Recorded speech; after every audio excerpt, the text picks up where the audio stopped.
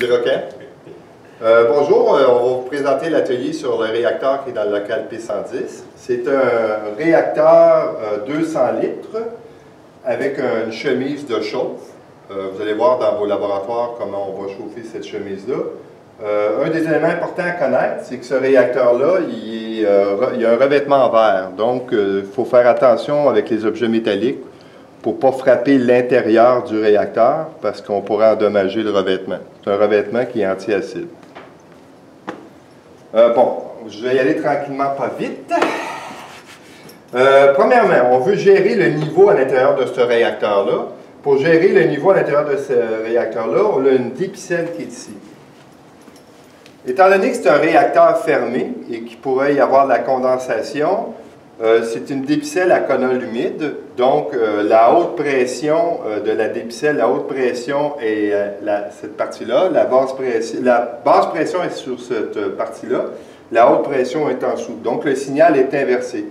Pour que ça fonctionne bien, il faut que le tuyau qui est ici soit toujours plein.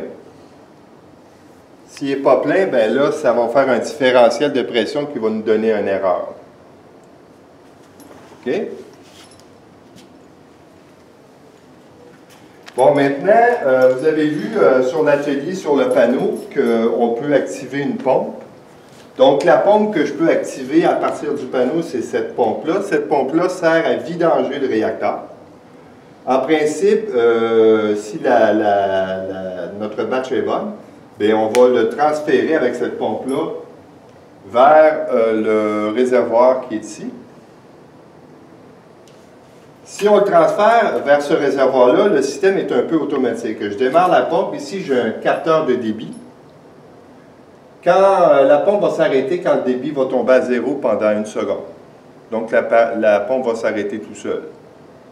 Si je me sers un des ports, comme exemple celui-là, pour transférer le liquide vers une autre partie du procédé, évidemment, je ne passerai pas par ce capteur-là. Donc, je devrais l'arrêter manuellement. Et mon information pour savoir si mon réacteur est vide, c'est évidemment, on regarde le manomètre qui va avoir une certaine pression. Et quand la pression va tomber à 0, ça veut dire que la pompe n'a plus rien à l'intérieur à pomper, plus de pression à pomper, donc j'arrête. Il faut être très vigilant parce que ces pompes-là n'aiment pas rouler à sec pendant trop longtemps. Il faut être vigilant, bien observer. Quand on tombe à 0, on arrête la pompe à partir du panneau de contrôle. Ici, cette partie-là, c'est les éléments de pression. Donc ici, je peux le mettre à l'atmosphère avec cette vanne-là. Donc je pourrais bien mettre le réacteur à l'atmosphère avec cette vanne-là. S'il n'est pas à l'atmosphère, je peux lire la pression à l'intérieur du réacteur avec cette vanne-là. Ici, c'est un capteur pour la salle de contrôle. Donc, c'est le capteur de pression pour la salle de contrôle. C'est là que la salle de contrôle a l'information sur la pression intérieure du réacteur. Et à cet endroit-là, c'est une soupape de sûreté. Donc, s'il y avait une surpression, là, en ce moment, la soupape ici, elle est à 30 PSI, mais le réacteur est fabriqué pour pouvoir résister à 105 PSI. Mais on a mis, nous, une soupape à 30 PSI. Donc, ça, c'est à l'intérieur du réacteur. Si j'allais de ce côté ici, j'ai un peu le même concept. Donc, ici, j'ai un détecteur de pression. À ce moment-là, ce n'est pas une information vers la salle de contrôle, c'est tout simplement un arrêt de l'équipement.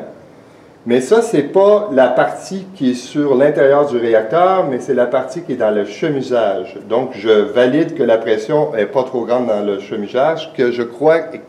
C'est ce à valider, mais de mémoire, c'est 85 PSI maximal. Mais encore une fois, nous, on a réglé la consigne très basse, là, parce qu'on n'a pas besoin de ces pressions-là. Puis vous allez voir, il y a une deuxième sécurité en plus. Bon, en ce moment, ici, vous voyez, j'ai un plein de tuyauterie. Ça, si vous vous rappelez le panneau de contrôle de tantôt, ça, c'est la tuyauterie qui vient du réservoir, d'un des réservoirs. Oui? 703, merci. Camério vient de me parler. Du réservoir 703. Ici, ça vient du réservoir 702. Celui-là vient du réservoir 701. qui est en réalité celui qui est sur gravité. Si vous suivez la tuyauterie, non, pas celui sur gravité, je m'excuse, c'est l'eau de la ville.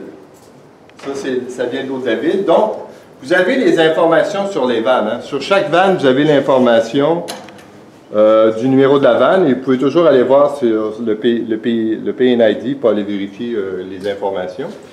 Ici, vous voyez, on a une façon, donc, si je veux travailler à partir des vannes solénoïdes, évidemment, il faut que j'ouvre la valve qui est associée, la valve manuelle qui est associée à la solénoïde, ou je peux toujours passer par la vanne de contournement d'une façon manuelle. C'est la vanne.